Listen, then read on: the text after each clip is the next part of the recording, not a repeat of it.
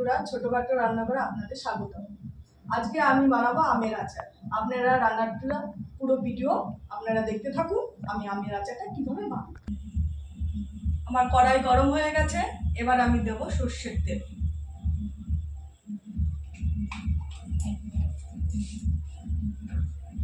আর এখানে চোকলা সমেত আম কেটে রেখেছি।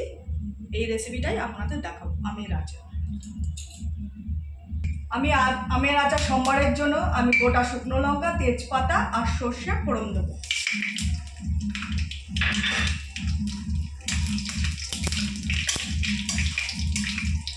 এবার সম্বারে দিয়ে দেবো আমি আম।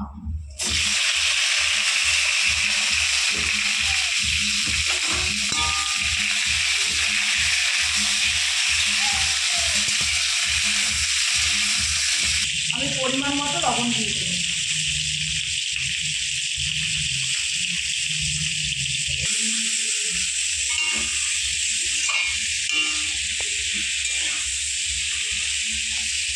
পরিমাণ মতো হলুদ দিয়ে দেবো।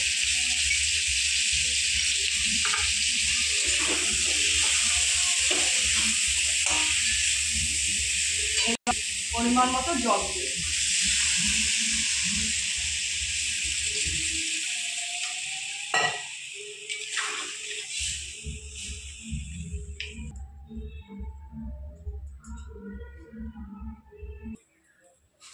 আমি এবার মৌরি ভেজে নেব।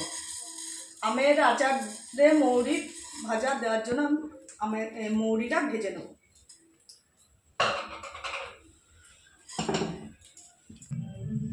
আমার শুকনো খোলায় মৌরি ভাজা হয়ে গেছে। এবার মৌরিটা নামিয়ে আমি গুঁড়িয়ে নেব।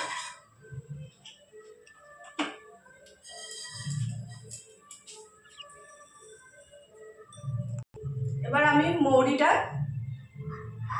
মৌরিগুলো আমি পাটায় বেটে নেব।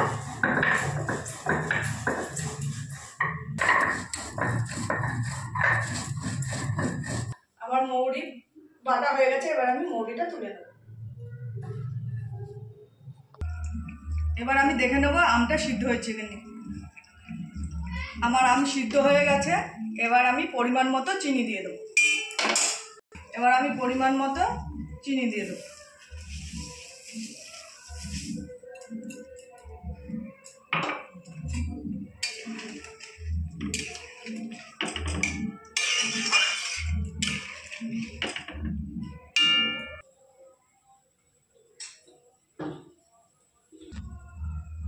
এবার আমি মৌরি গুঁড়ো ছিটিয়ে দেবো।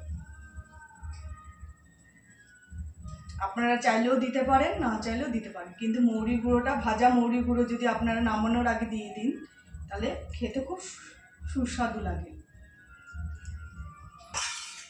আমি আমের চাটনিটা একটু পাতলা করব, যেহেতু এখন খুব গরমে আপনারা গরম ভাতে, গরমে আপনারা আচার দিয়ে ভাতও খেতে পারেন, শেষ পাতেও আপনারা চুমুক দিয়ে খেতে পারেন।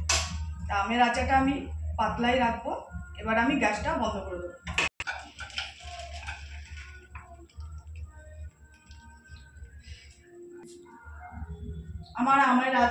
আমার আমের চাটনি হয়ে গেছে। যদি আপনাদের ভালো লেগে থাকে রেসিপিটি অবশ্যই লাইক করবেন, সাবস্ক্রাইব করবেন আর কমেন্টে জানাবেন রেসিপিটা কীরকম লেগেছে। এইভাবে আপনারা আমের আচার বা আমের চাটনি বানিয়ে খেতে পারেন। নমস্কার।